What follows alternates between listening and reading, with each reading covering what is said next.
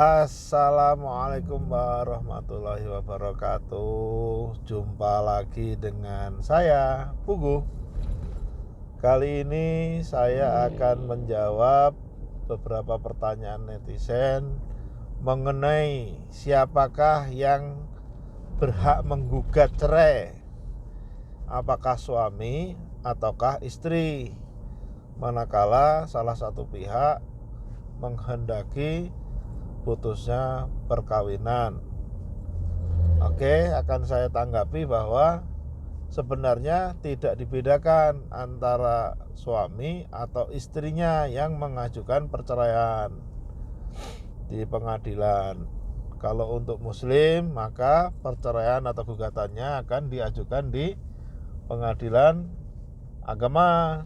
Kalau non muslim, maka perceraiannya akan diajukan di pengadilan negeri.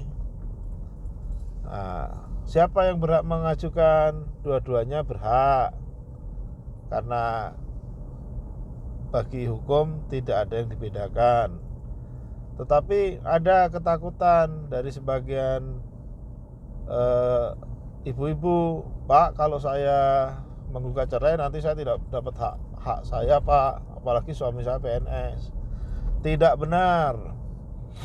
Mau suami yang menggugat atau mau istri yang menggugat, kalau alasan-alasan terjadinya perceraian itu diperbolehkan, maka hakim tidak akan pernah membedakan apakah suami yang menggugat atau istri yang menggugat, karena itu adalah hak, dan pengadilan sebagai tempat untuk meminta keadilan atau mencari keadilan tidak mungkin menghalang-halangi atau membeda-bedakannya. Terus kalau suami PNS, kalau istri mengajukan gugatan, nanti takutnya nggak dapat haknya dong, Pak. Tidak benar juga, karena justru PNS itu sama saja, undang-undangnya juga sama.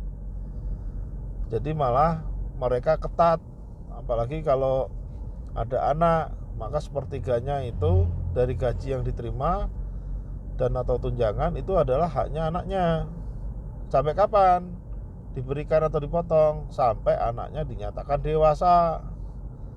Itu adalah suatu ketetapan atau suatu peraturan. Jadi tidak mungkin pihak pengadilan akan memutuskan melebihi apa yang sudah ditetapkan oleh aturan hukum. Oleh karena itu, saat ini kalau memang salah satu dari pasangan itu merasa dirinya sudah tidak kuat atau melanjutkan perkawinannya dengan pasangannya sudah tidak bisa dilanjutkan karena mungkin berbagai hal, misalnya suaminya pemadat, pemabuk, ringan tangan, atau bahkan istrinya, kalau dari pihak suami, istrinya suka keluar keluyuran malam-malam, pulangnya pagi, istrinya boros, istrinya tidak bisa mengendalikan konsumerismenya, sehingga apa yang disampaikan oleh suami tidak pernah digubris, bahkan suami dilawan. Padahal kalau untuk kepentingan kebutuhan keluarga, suami tersebut sudah mencukupi, bahkan lebih dari cukup.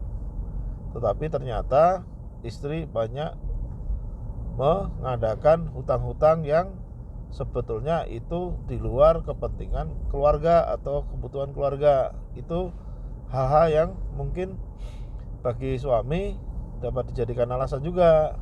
Jadi sama keadaannya. Apalagi kalau suami dalam keadaan dia suka berpetualang, berganti-ganti pasangan. Nah, itu boleh, yang merasa dirugikan atau tidak dihargai sebagai seorang istri, maka istrinya lah yang akan mengajukan gugatan. Oke, kira-kira demikian yang bisa saya sampaikan. Oh iya, kalau memang tidak yakin sendiri atau ragu untuk berproses hukum di pengadilan, sebaiknya silahkan memilih pengacara atau menunjuk pengacara untuk mewakili dan atau mendampingi. Oke, salam untuk saudara semua.